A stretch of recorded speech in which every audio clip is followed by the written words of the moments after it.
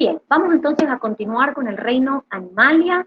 Nosotros el día de ayer habíamos empezado con la primera parte, que es la clasificación, y habíamos llegado a ver solamente algunos de los grupos del principio. ¿Se acuerdan la primera división que se hace a partir de reino Animalia? La primera división que tengo, ¿cuál es?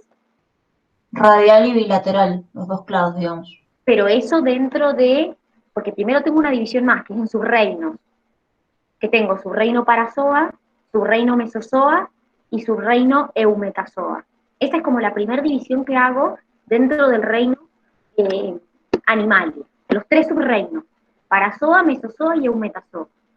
De hecho, ustedes ayer vieron dentro del subreino Parazoa a qué grupo, a qué individuo. A las Poríferos. esponjas. Poríferos. Bien, poríferos o esponjas, perfecto. O sea que reino Mesozoa no veían nada, no veían ningún representante, la mayoría son parásitos de invertebrados en el reino Mesozoa. Hay creo que 50 especies, algo así, o sea, tampoco es que en este subreino encuentre cosas que a ustedes les importe, porque no son parásitos nuestros. Y entrábamos en el Eumetazoa. Dentro del Eumetazoa, ¿cuál es la primera división que hacíamos? Ahí está. Ahora sí, radial y bilateral. Perfecto, radial y bilateral. Dentro de la simetría radial, ¿a quién teníamos? ¿A qué ejemplo vimos? Pólipos e hidras, Muy bien, perfecto. ¿Y por qué se le llama simetría radial? porque son Porque es iguales en como, todos los puntos si lo cortás. Porque se pueden establecer varios ejes de simetría. Muy bien. Entonces, acá tenemos el pólipo y la medusa.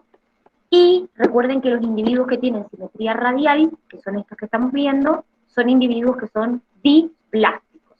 Es decir, que tienen dos capas en el embrión, ectodermo y endodermo. Hasta ahí habían llegado ustedes ayer. Yo alcancé a explicar un poquitín más, pero solamente di la introducción, porque hoy tenemos que empezar con el otro grupo, que es el grupo del clado bilatería. Son los animales que tienen simetría bilateral. Recuerden que dentro de este grupo de animales que tienen simetría bilateral, se caracterizan porque yo establezco la simetría a partir de un eje longitudinal. Entonces, la mitad izquierda es una imagen especular, más o menos, de la mitad derecha. ¿Sí? Acá tenemos la excepción de los equinodermos. De los equinodermos, por ejemplo, tenemos la estrella de mar. Porque los equinodermos, si uno lo ve, claramente no tienen una simetría bilateral. ¿Pero por qué los consideramos dentro de este grupo? Porque en su estado embrionario tienen simetría bilateral. Por más que el adulto tenga simetría de tipo radial, no bilateral. ¿Sí? Entonces, como una excepción dentro del clado bilatería, que son los animales que tienen simetría bilateral. ¿Sí? Ahora, ¿qué más encuentro en los animales que tienen simetría bilateral? Si yo hago, así como hice una partición longitudinal en mitad derecha y parte izquierda, también podría hacer una división transversal y dividir lo que vendría a ser la región anterior-cefálica y la región posterior o caudal. Recuerden que caudal viene de cola. Estos planos se mantienen independientemente si al animal uno lo pone de cabeza o para arriba o en nosotros que estamos de pie. Y por otro lado, si yo hago un corte en el animal así, tengo lo que sería la región ventral y la región dorsal. La región dorsal vendría a ser esta parte que tiene acá el animal y la región ventral hacia abajo. En nosotros, recuerden que hacia adelante tenemos la parte ventral y hacia atrás tenemos la parte dorsal, porque ventral viene de vientre y la parte dorsal sería donde está la columna vertebral. Entonces, estos planos, les repito, se mantienen independientemente de la posición que yo le ponga al animal. Si lo pongo de cabeza o si está de pie, estos planos se mantienen. Ahora, ¿qué características tienen los animales del clado bilatería? Bueno, una se las dije recién yo cuando estábamos hablando con simetría radial. En este caso, los animales son triblásticos. ¿Qué quiere decir eso? Tres capas en el embrión. Acuérdense que acá tengo ectodermo, mesodermo, endodermo, y esta es la cavidad digestiva. Es un poco lo que yo les recién comparaba con los de simetría radial, que solo tienen ectodermo. ¿sí? Ahora, otra de las características que tienen es la cefalización. ¿Alguien se acuerda qué era la cefalización? Bueno, ahí lo tienen un poco escrito, pero ¿alguien se acuerda cómo era la cefalización? Era como una cabeza primitiva, o sea que toda la parte nerviosa estaba como acumulada en un lugar, pero es lo que dice ahí, así que... Bien, es decir, todo lo que son células sensoriales, nerviosas y de captación de alimentos se encuentran en la parte anterior del animal. Y esto, sobre todo las células sensoriales y nerviosas, le permiten al animal investigar la zona antes de entrar. Entonces es como una ventaja para el animal tener esta cefalización, porque al estar las células sensoriales y nerviosas concentradas en la parte anterior, el animal puede primero investigar la zona antes de meter el resto del cuerpo. Esa es como la ventaja que le da. Ahora, dentro de este clado también tenemos lo que se llama, por un lado, segmentación o metamería, y lo que se llama también tagma o tagmosis. ¿Qué es la segmentación o metamería? Es cuando hay una segmentación evidente, a veces es evidente, a veces no, pero es una división del cuerpo en segmentos. Por ejemplo, en una lombriz de tierra yo los veo, los segmentos. O sea, esa segmentación es evidente. ¿Cuál es la diferencia con el tagma? Porque a ver, Es como partes más definidas, por ejemplo, en el ser humano. bueno, en el caso de los tagmas, esos segmentos que formaban parte de lo que llamamos segmentación o metamería, son esos segmentos en los que tiene el animal dividido el cuerpo, se fusionan y forman regiones. Entonces esas regiones se llaman tagmas. Por ejemplo, en el insecto es muy típico, porque tenemos cabeza, tórax y abdomen. Entonces los insectos, si ustedes los ven de cerca, se ven esos tagmas, se ven esas regiones. Por ejemplo, la región de la cabeza, que es la cefálica, el tórax y el abdomen. Entonces uno piensa que por ahí el animal es todo como el cuerpo entero y en realidad tiene distintas estructuras y de hecho, por ejemplo, las alas, las patas, no siempre salen del mismo lugar, tienen características distintas, los insectos van cambiando según su tórax o según su abdomen o según su región cefálica van cambiando y eso también permite clasificar. Pero lo importante acá es que veamos que los segmentos que estaban formando parte de esto que llamamos segmentación se han fusionado y han formado regiones específicas que se llaman tagmas. Bien, vamos entonces a empezar dentro del clado bilatería con la primera clasificación. Acelomado, pseudocelomado, celomado. Esa es la primera clasificación que hacemos. Fíjense que acá en todos encuentro tres capas, ectodermo, mesodermo, endodermo, salvo en este que es un diblástico, pero en estos son triblásticos. Entonces en los tres voy a encontrar tres capas en el embrión. ¿Se acuerdan qué tejidos derivaban del ectodermo o qué estructuras derivan del ectodermo?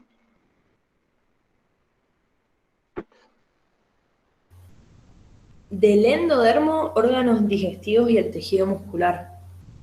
No Bueno, sabía si dijiste endo o ecto, por eso. el ectodermo, La el ecto de piel, la capa externa,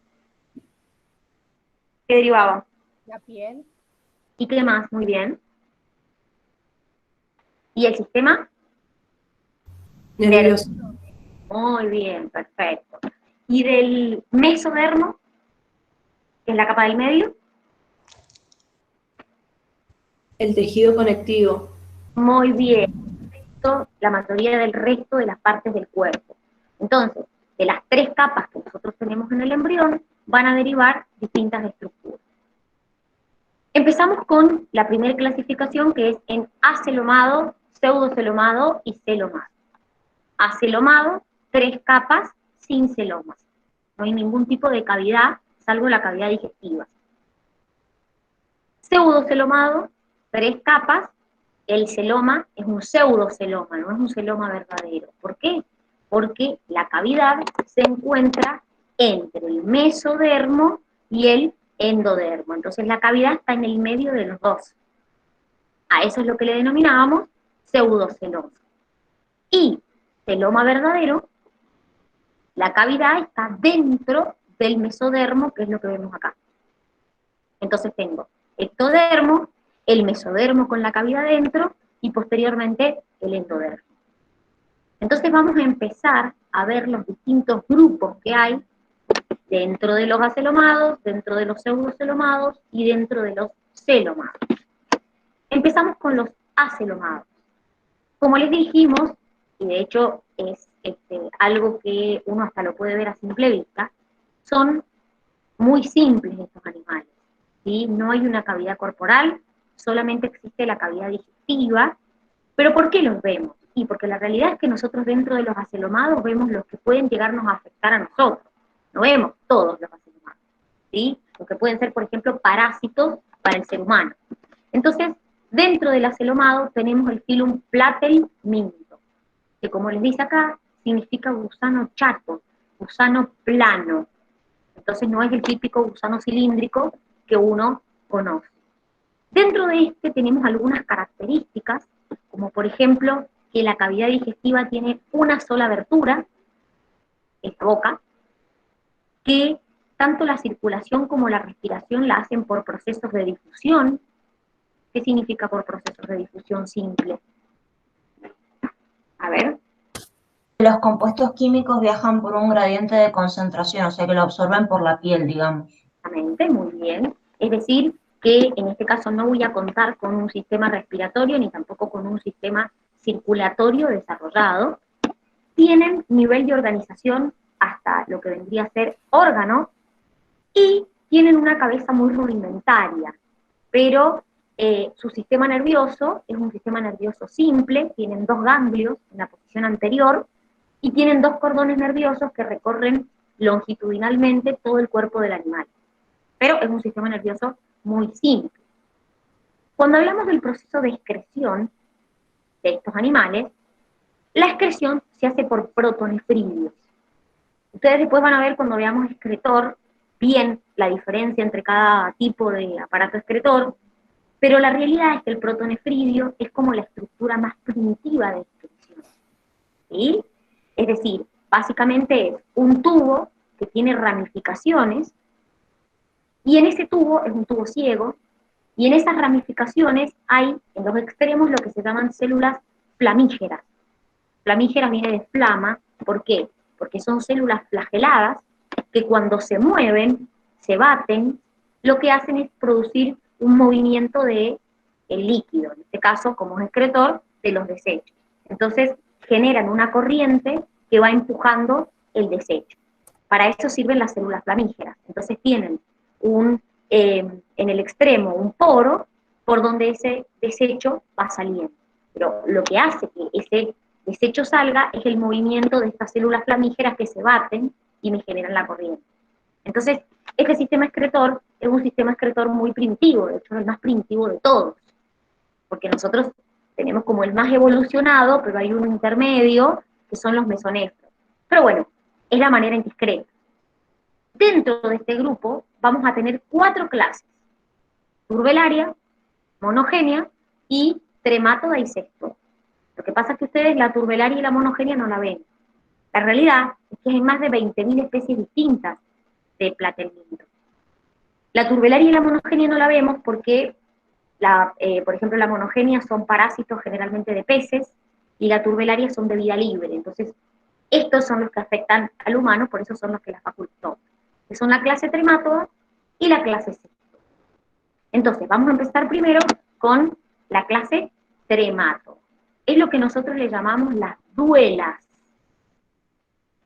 La clase tremátoda se caracteriza porque obviamente son parásitos, si no nosotros no los veríamos, son parásitos de animales, y una de las características que lo distingue es que en su extrema anterior, que es donde tienen la boca, porque la boca, acuérdense que les dije que tienen un solo orificio que es la boca en este caso la tienen en posición anterior, es decir, en lo que vendría a ser la posición cefálica. Y esa boca tiene ventosas. ¿Para qué servían las ventosas? Para adherirse. Muy bien, son como sopapitas. Yo siempre me lo imagino, son inmundas, chicas. Pero imagínense que son como sopapitas que les favorecen la adhesión. Entonces, estos tienen una cubierta rígida que también los protege de obviamente nuestro ataque. Es como una protección que tienen para cuando entran dentro del huésped que van a infectar.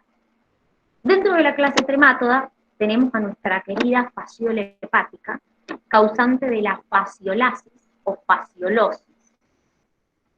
Yo les he dicho que esto se puede, ahora vamos a ver el ciclo de la fasciola para que lo entiendan, pero ¿cómo lo puedo contraer? Lo puedo contraer por agua o por algún vegetal que tenga mecacercaria. Esos vegetales generalmente son los que se cultivan en agua, por ejemplo, el berro principal, pero también ahora hay muchas cosas que se cultivan en agua, ¿sí?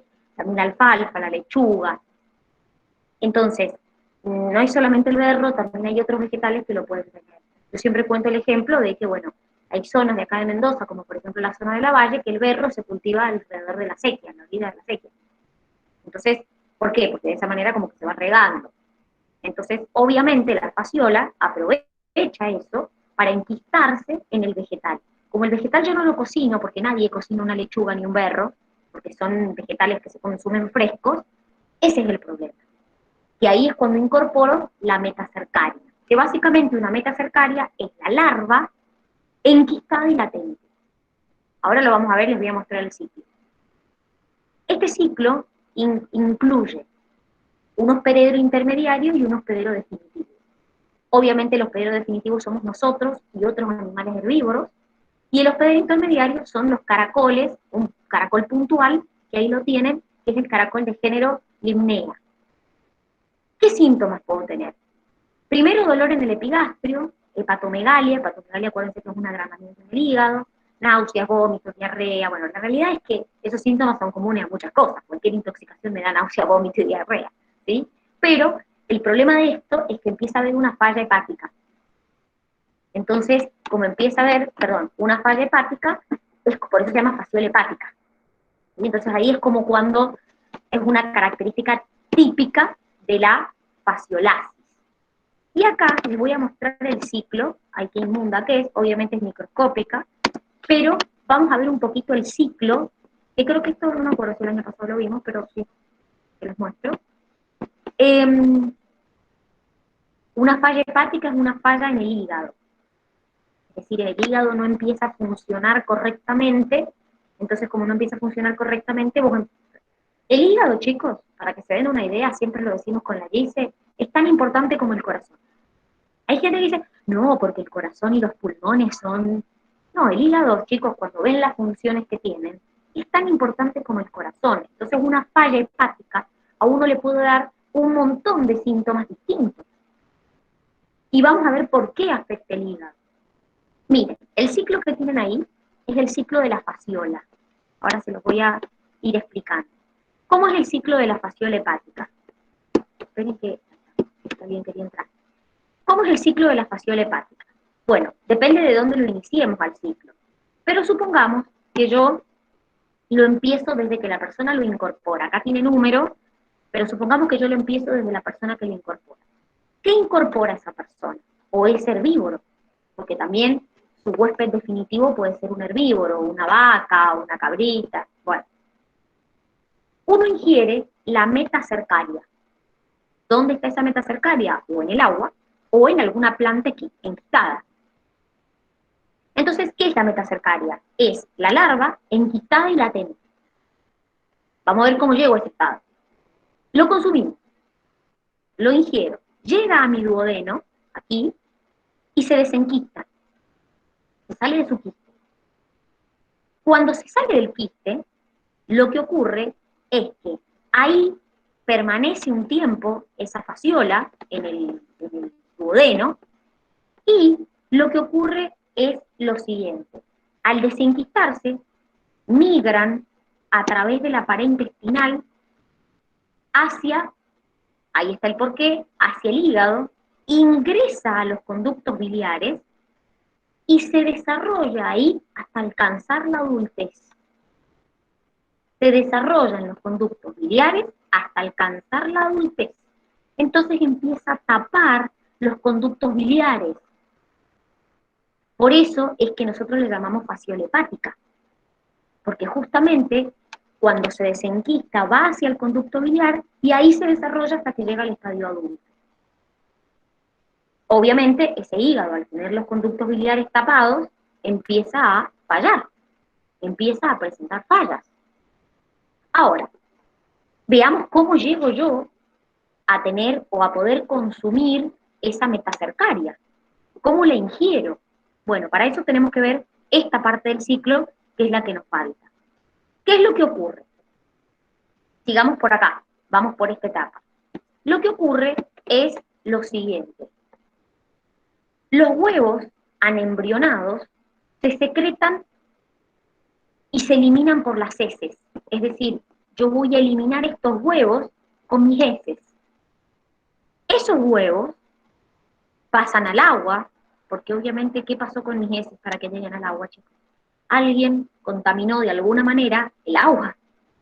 ¿Se entiende? O sea, ¿cómo llegó este huevo que está en mi materia fecal al agua? Y no hay muchas opciones. Es decir, este agua tiene algún contacto con materia fecal. Entonces, ese huevo en el agua se desarrolla y forma lo que se llama las miracidias. La miracidia es como el resultado de la eclosión del huevo. Esa miracidia, perdón que se me perdió el puntero, ahí está, esa miracidia rápidamente tiene que buscar un hospedador. Ese hospedador es el caracol que dijimos que era el hospedero intermedio o intermediario. ¿Sí? Dentro de mi caracol va a producirse este cambio, esta transformación de la hermosa fasciola. Primero va a pasar por esporoquiste, que es como un estado alargado, del esporoquiste surgen las redias, y de las redias surgen las cercarias, que es puntualmente la larva. Entonces, ese caracol libera la cercaria, y la cercaria se enquista en el vegetal acuático. Entonces, por eso yo consumo la metacercaria enquistada, que es esta cercaria enquistada y latente. Entonces, así es como yo lo incorporo, o el animal herbívoro. Entonces, este es el ciclo de la fasciola. Por eso hablamos de hepática, porque en los conductos hepáticos es donde llega hacia el estadio adulto y obviamente empieza a afectar, a tapar esos conductos biliares. ¿Se entendió? Sí, se entendió. Bien. Perfecto. ¿Alguna duda de la fasciola hermosa esta? Así que no consuman verla. No, mentira. Yo No, no. Dani. Problema. Puede estar conmigo, chicos, no quieren comer nada. La realidad es que no quieren comer, no quieren tomar agua, no, pero esto, a ver, uno también tiene que tener en cuenta de dónde consume las cosas. Siempre digo lo mismo yo.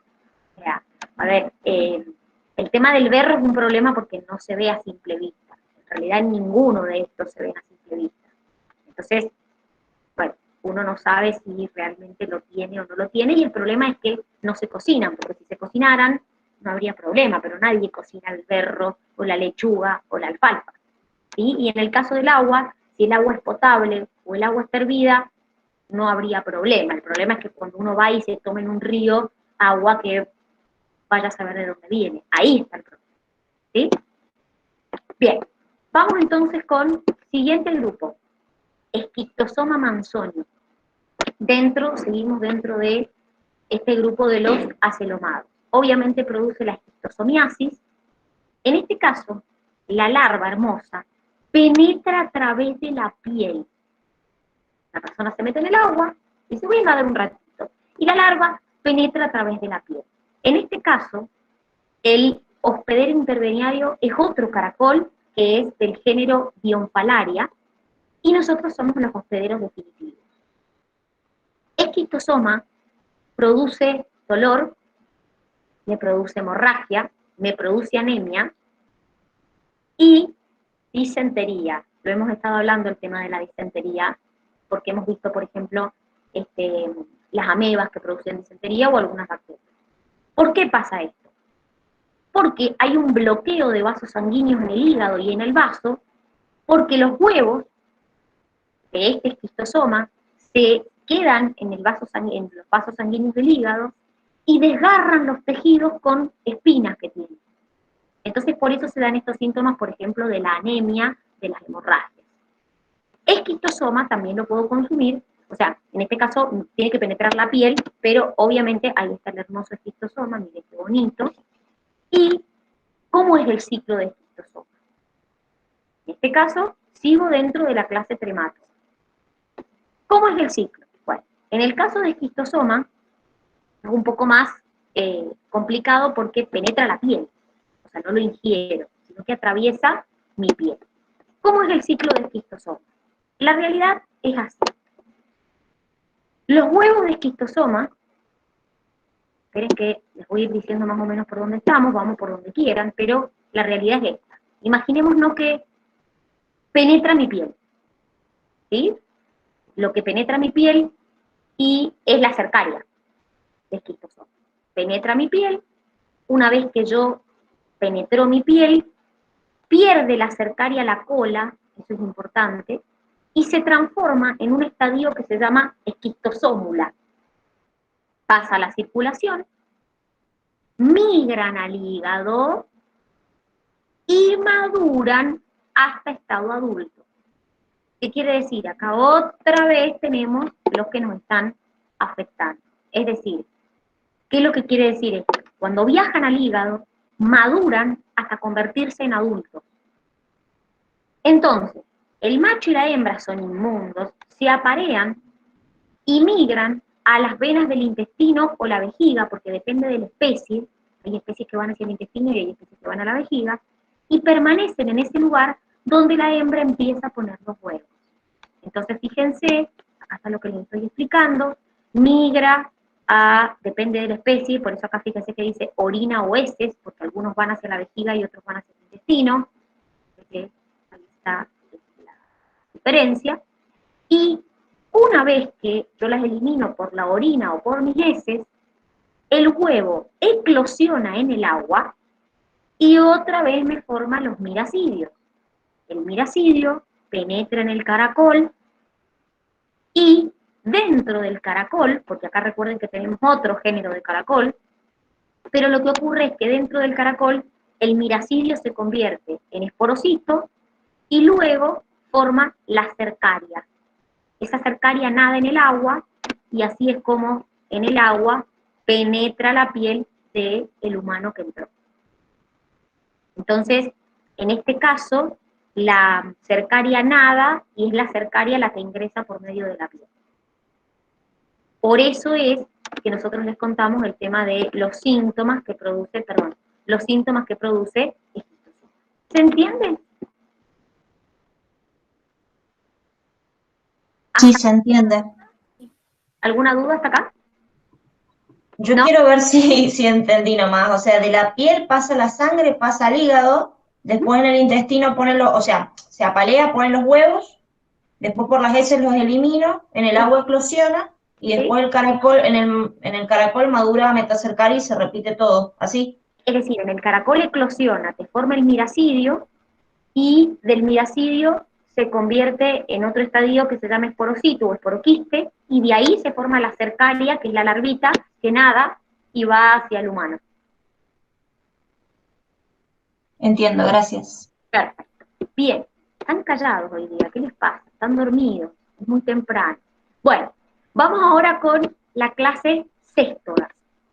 La clase céstoda también son parásitos.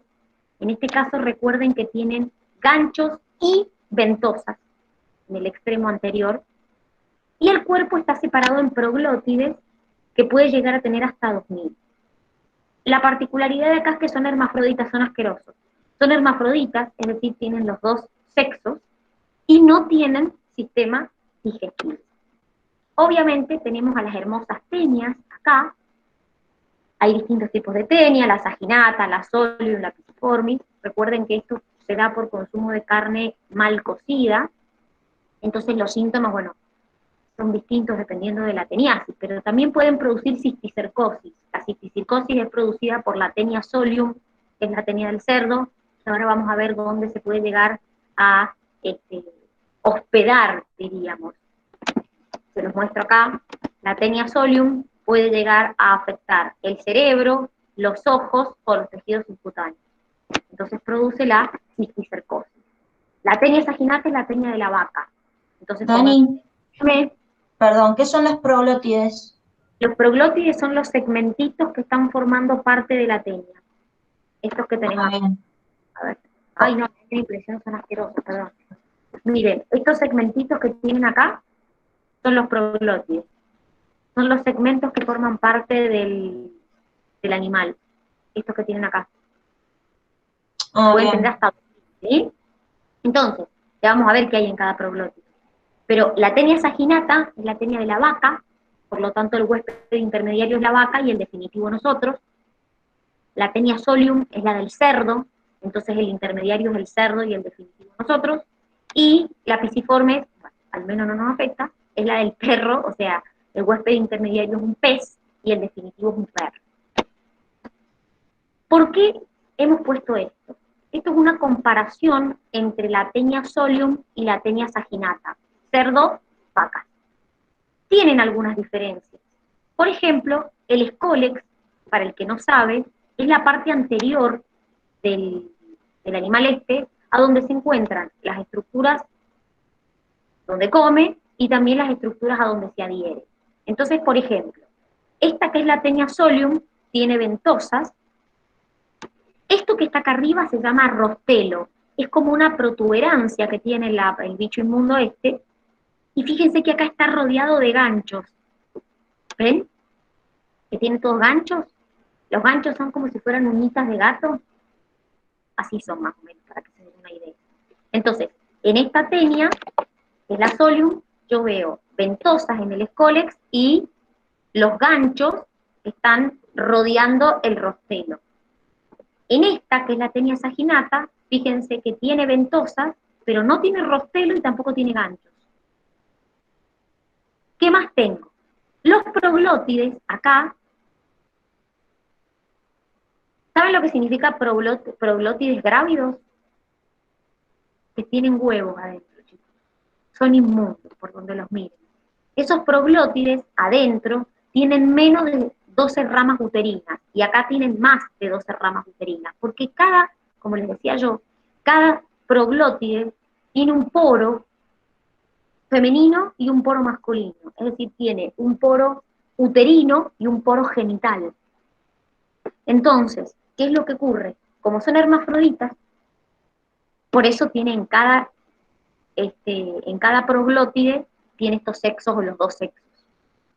Estas tienen mayor tamaño, pueden medir hasta 10 metros. Estas generalmente miden aproximadamente 5 metros. En este caso, en el caso de la tenia saginata, los proglótides se pueden eliminar por el ano y salen espontáneamente. En este caso, no salen con frecuencia solos. Además, ¿qué es lo que ocurre?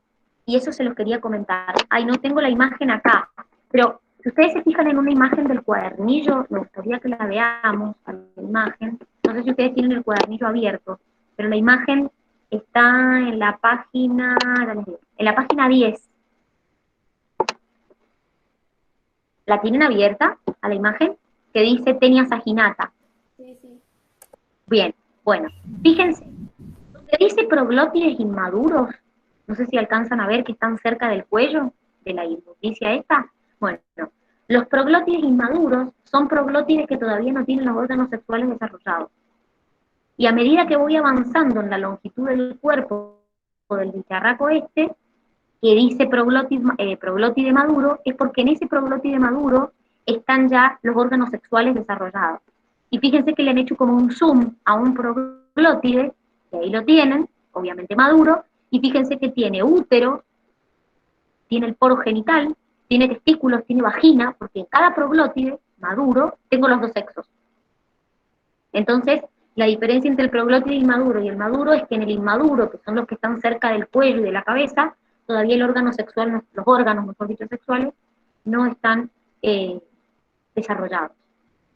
Entonces, bueno, esto se los quería mostrar para que tuvieran una idea de lo que les decimos acá en la comparación entre la tenia solium y la tenia saginata. ¿Sí?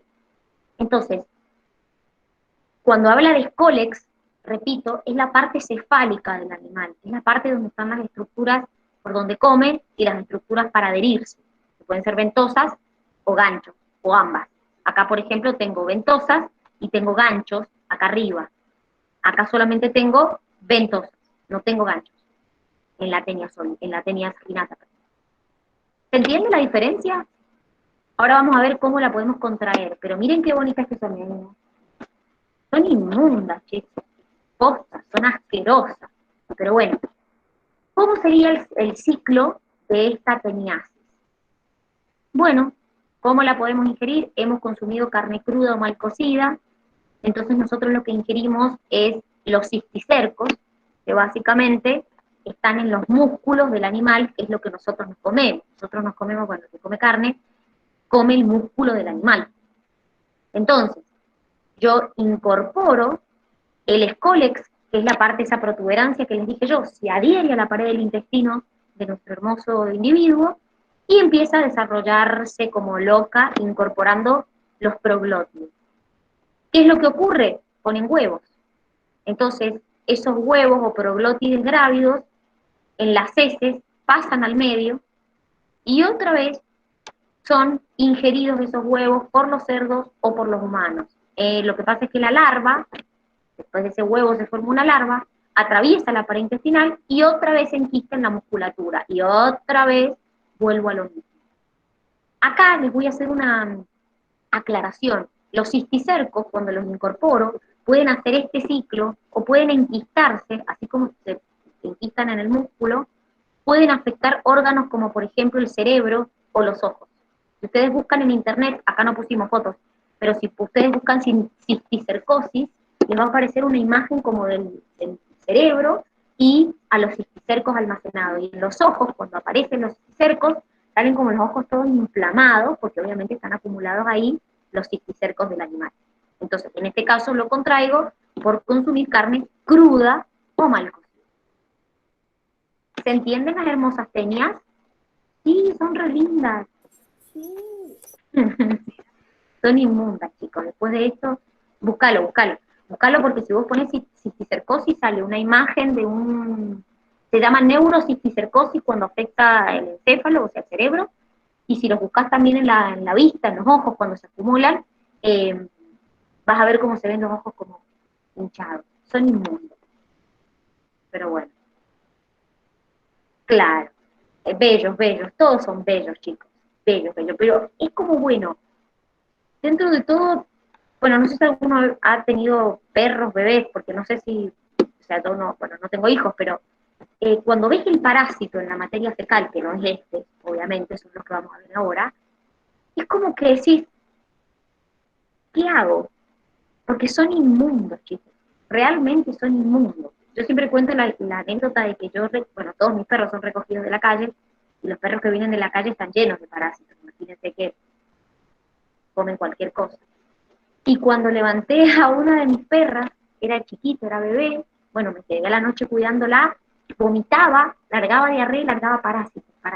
O sea, una inmundicia. Hoy he estado muy ordinaria con las cosas, muy asquerosas, entre el bicho en los ñoquis y esta porquería. Bueno, cambiemos de tema mejor porque es muy asqueroso. Sí. Sí. He decidido que a partir de mañana voy a hacer fotosíntesis, voy a dejar de comer. Yo diría que sí. Yo diría que dejemos de comer estas mierdas. Bien, bueno, vamos con el segundo grupo. Vamos con los pseudocelomados. Dijimos que en este caso son un poquito más complejos porque tienen el pseudoceloma entre el mesodermo y el endodermo. Tienen el sistema digestivo unidireccional, tienen una boca y tienen un ano, no tienen sistema circulatorio, y el pseudoceloma les sirve como esqueleto hidrostático. Entonces, dentro de los pseudocelomados vamos a tener a los gusanos redondos, que son los nematos.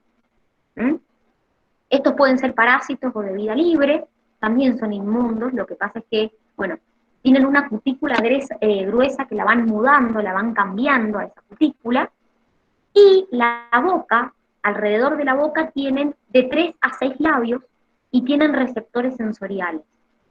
Son gusanos no segmentados, y una de las características es que como no tienen músculos circulares, se mueven en agua como si fueran un látigo, y pueden medir desde 1 milímetro, o sea, no verlos, hasta 1 metro.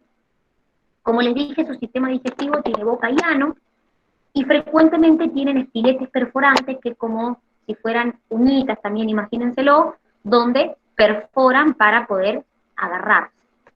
No tienen un sistema excretor, pero ¿cómo excretan? Bueno, muchos lo eliminan a través del cuerpo o en la materia fecal por el ano, pero algunos de estos tienen lo que se llama un renete o célula renoidea, que es una estructura excretora también muy simple, donde básicamente lo que ocurre es que la célula renoidea o renete lleva el desecho al pseudoceloma y luego por un poro el desecho sale. Acuérdense que cuando nosotros excretamos, principalmente lo que excretamos es este compuesto que es, ¿cómo se llama? El principal desecho excretor. ¿Cómo se llama este compuesto? Amoníaco. Muy bien, es decir, acuérdense que nosotros por el sistema excretor eliminamos principalmente desechos nitrogenados. ¿Mm? En este caso, tengo sexos separados. No es hermafrodita como lo anterior. Tengo hembra y tengo macho. Y también su sistema nervioso tiene ganglios, 2 cordones laterales, 2 dorsales y ventrales. Es decir, los cordones hay dorsales y ventrales, no como en el anterior, que eran 2 cordones que recorrían en forma longitudinal el cuerpo del animal. Y son los principales causantes de parasitosis en el hombre, ¿sí? Son las llamadas lombrices intestinales, que ahí las estamos viendo, la se puso foto de todos, son inmundas realmente. Acá está Enterobius vermicularis, que es el famoso oxiuro, este es el que tienen generalmente los niños, chicos. Bueno, Dani, dime. perdón, ¿qué es lo que es la cutícula gruesa esa que estaba en el Power recién? Es una cutícula que los protege. La cutícula gruesa es una capa protectora que tienen por fuera y que también los protege cuando están hospedando a un determinado, cuando son parásitos, también es una cutícula, una protección que tienen por fuera para protegerse, y la van cambiando, la van mudando. O sea, son asquerosos, más de los asquerosos normalmente. Van como cambiando esa cutícula y van generando otra. Es una capa protectora que tienen por fuera. Bien, este antiguamente se llamaba Oxiuris, es el principal causante de las parasitosis en niños, ¿sí? Acá lo tenemos. ¡Ay, qué asco! Acá están los oxiuros en el ano, fíjense. De hecho, hay análisis que se le hacen a los niños para saber si tienen esto, donde se junta la materia fecal, o donde se toma muestra del ano, bueno. Es inmunda, chicos. Realmente son asquerosos. Después tenemos el tricuro, que es el Trichuris trichura, que también es un parásito, que acá lo tenemos. Acá tenemos a Ancylostoma duodenale, que es el famoso ankylostoma. Ascaris lumbricoides, que es la famosa lombriz intestinal. Fíjense que generalmente la mujer es más grande que el macho, la hembra es más grande que el macho en tamaño. Son inmundos los dos igual. Ay, no, esto no lo puedo ver, perdón. Me da mucha impresión. Y la triquinela spiralis, que es justamente lo que estábamos hablando recién de la triquinosis. La triquinela spiralis, causante de la triquinosis, es microscópica, se enquista en los animales, acá vamos a ver el ciclo, y miren, ahí se ve la triquinela enquistada en el músculo del animal. Esto, chicos, se da por consumir la carne cruda, mal cocida, y también por el tema de los embutidos. Basta, Fran, por favor, qué asco. Los cocinás y los comes y dices, oh, ay, me dan mucho asco los gusanos, chicos. Toda mi vida le tuve terror y asco. Bueno, en el caso de la triquinela, la triquinosis no solamente se puede contraer por el consumo de la carne, sino del subproducto de la carne. Eso, no, basta. No vamos a buscar cirugías de nada en YouTube. Como yo comiendo polillas, al menos no tiene forma de gusano la polilla que yo me comí, tenía forma de polilla, no tenía todas, no era, eh, no era polilla todavía. Lo que les estaba contando respecto a triquinosis es que la triquinosis no solamente se da por consumir la carne del cerdo, sino también por los embutidos. De hecho, generalmente se ha demostrado que es una de las formas más comunes de contraerla, ¿sí? Porque, ¿qué es lo que ocurre? Cuando uno hace un embutido, la mayoría de las veces la carne no se cocina. Entonces, como no se cocina, uno la come cruda y eso hace que ingiera a la triquina que está enquistada en la carne del animal, sobre todo en aquellos lugares donde se hacen embutidos caseros. Vieron que por ahí hay familias que tienen como la tradición de hacer embutidos caseros. Entonces, se faena, no voy a decir carnea, porque se llaman carneos en realidad, al animal, y a partir de eso se hacen los embutidos. Bueno, la realidad es que en la realización del embutido no hay proceso de cocción generalmente. Entonces, al no haber proceso de cocción, la triquina no se elimina, se mata. ¿Y cuál es el problema? Cuando uno consume embutidos o consume carne en lugares habilitados y autorizados, lo más probable es que eso haya pasado por control del SENASA. Entonces la gente de SENASA sabe en qué músculo se enquista, se analiza al animal y se constata de que ese animal, el cerdo, no tenga enquistado a la triquina.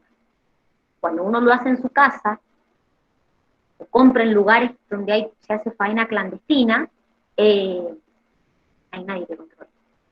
Entonces, bueno, ahí justamente estaba viendo en la tele que en una familia hay 20 de la misma familia que tienen triquinosis. Bueno, probablemente toda esa gente haya comido el mismo embutido o haya comido básicamente algún producto de ese mismo cerdo. ¿Saben cuál es el problema de esto? Cuando a los cerdos no se los alimenta con alimento, sino que se los alimenta con basura. Los famosos chiqueros. Bueno, la realidad, chicos, es que los cerdos no comen basura.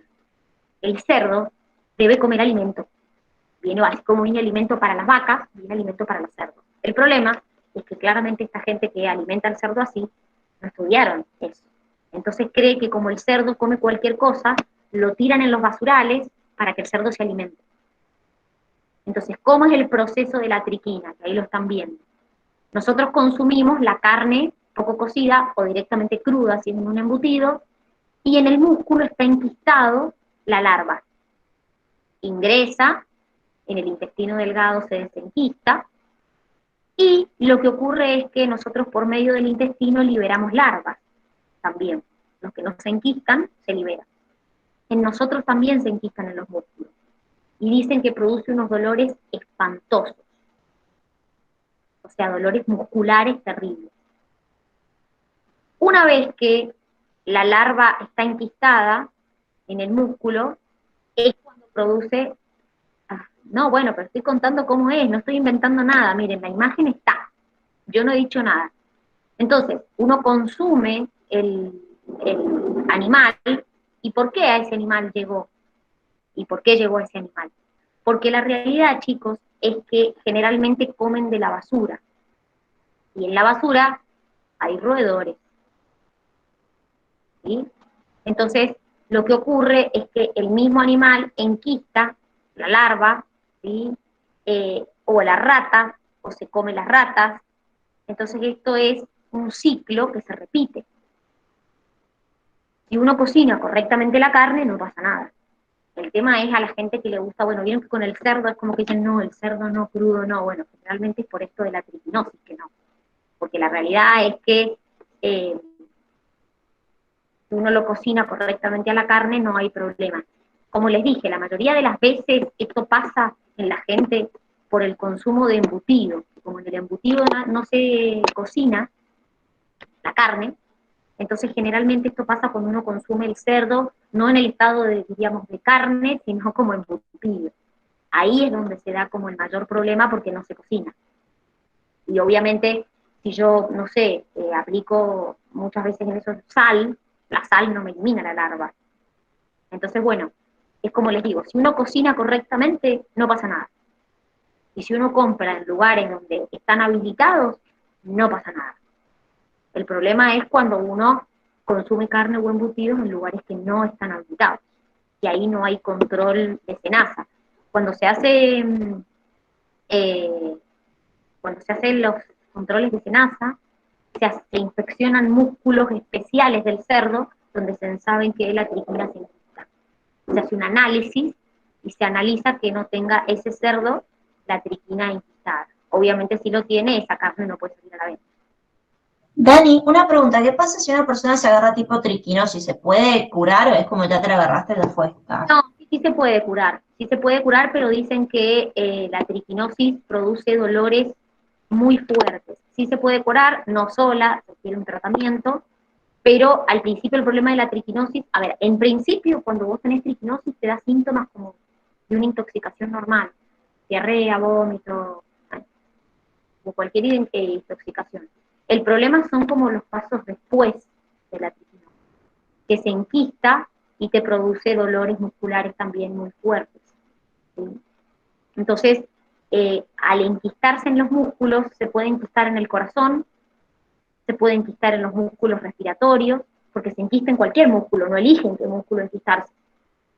Entonces, obviamente, no es lo mismo que se enquiste en un músculo del cuerpo que se enquiste en el corazón. Ese es el problema, la fase como más posterior es el problema de la triquinosis, no tanto la fase principal, que es la fase aguda, donde uno, bueno, tiene vómito, tiene diarrea. El problema es cuando se enquista, que puede enquistarse, como les digo, en el corazón o en los músculos respiratorios, y ahí sí es un problema. Ahí sí tiene cura, pero la realidad es que depende la afección a dónde llegue, porque también te puede afectar el corazón a tal punto que se produzca una falla cardíaca. A ver, tampoco sabemos dónde se va a enquistar cuando nosotros la consumamos, porque como se enquista en los músculos en general, bueno, por eso chicos siempre hay que consumir la carne, por más que les gusta a algunos, ay, a mí me gusta cruda, siempre la carne hay que consumirla cocida, siempre, bien cocida. Y ahí nos aseguramos de que si tiene algo, chau, no pasa nada. Entonces, bueno, eso sería como una solución, y en el caso de que consuman embutidos, tratar de consumir embutidos que uno sabe que tienen una marca, que tienen no embutidos que compré por ahí no sé dónde, o que hice casero yo en mi casa. Porque lo menos que puede tener es triquinosis. Hay otras cosas más que puede tener. Así que bueno, este es como el único de todos los parásitos de los que tienen acá, de este grupo de los nemátodos, que por ahí uno no lo ve cuando lo está incorporando, porque justamente está enquistado. Entonces, no lo ve. ¿Se entiende? ¿Ha quedado alguna duda de esto? No. Están todos asqueados, están vomitando. Sí. Sí, voy a vomitar, dice. No, bueno, la idea es que sepan, no que vomiten. Lo que pasa es que la Gigi ha puesto unas imágenes inmundas. Entonces hasta a mí me da asco, estoy como pasando las diapositivas mirando de costado. Pero está bueno para que conozcan, porque la realidad es que hemos visto todas que pueden afectar al humano. Fíjense que no es que no haya ninguna que no nos afecte, son todos parásitos que nos pueden llegar directamente o por consumir algo nos puede llegar de alguna manera este parásito. ¿Sí? ¿Se ha Dani, una entendido? pregunta, sí, perdón. De los dos parásitos que mencionaste, así nomás, digamos, como más rápido, de esos no vemos el proceso de... No, eso solamente ven el ejemplo y ven que son tipos de... En realidad, Cami, existen miles de parásitos. Las parasitosis pueden ser un montón. Entonces ustedes ven ahora, ya cuando entren a la facu sí los van a ver todas las parasitosis, cómo se pueden contraer, qué puedo hacer en caso de una parasitosis, pero la facultad solamente les pide esto, solamente les pide el ciclo de esta parasitosis, nada más. ¿Ha quedado alguna duda de lo que hemos visto? ¿Algo que me quieran preguntar? ¿No? ¿Están pensando en mañana en química? Bueno, entonces, el día lunes vamos a terminar con Animalia, ¿sí? Así que no nos queda nada, nos queda la parte de los celomados nada más, pero bueno, el día lunes vamos a terminar con esa última parte, y recuerden que el día jueves van a rendir esta unidad junto con las anteriores. ¿Mm? Dani. Dime tú. Ole. No, te iba a preguntar, si vos vas al hospital, por ejemplo, con una triquinosis o con una parasitosis cualquiera, ¿se dan cuenta por tipo las inmunoglobulinemias o te hacen las inmunoglobulinas o te hacen otro proceso? Sí, no, sí, obviamente. Obviamente. Primero que es un poco los síntomas generales son los mismos. El problema de las parasitosis es que muchas veces al principio producen síntomas comunes, como te dije yo, como una diarrea, un vómito, y puede ser cualquier intoxicación. Es más, muchas veces la gente no tiene esos síntomas y ni siquiera se da cuenta que tuvo la triquinosis o que la tiene. Entonces empieza a tener un problema cardíaco, ponele, y dicen, a ver, bueno, y ahí descubren que, por ejemplo, tiene triquinosis. Entonces, sí, obviamente, si vos haces un análisis, podés determinar, no solamente por las IG, sino también acordate que si yo te hago un análisis en general, un hemograma, la eosinofilia va a salir alta, porque quiere decir que hay una infección parasitaria. Entonces eso me da una idea de que ahí hay algo raro, ¿sí? Acordate que los eosinófilos también son los que aumentan en casos de parasitosis. Entonces obviamente se pueden dar cuenta por ese lado. En el caso de los niños empiezan a tener como síntomas particulares y se hace un análisis literal para los niños, que o se junta la materia fecal, para ver si en la materia fecal van parásitos. De hecho, en el humano también se hace juntar la materia fecal. O se hace también un análisis en el niño que es como que se toma muestra de la parte del ano, que es donde generalmente están los parásitos, y se analiza a ver si existen o no parásitos en la zona, que es donde pueden estar. Son asquerosos igual. Entiendo, salí asqueada, pero entiendo. Salí de acá. Bueno, muchachos, que tengan un hermoso fin de semana. Nos vemos la semana que viene. Que descansen. Nos vemos, Dani, gracias. Gracias. Gracias. Gracias. Chau. La semana que viene. Chau, chau. Nos vemos.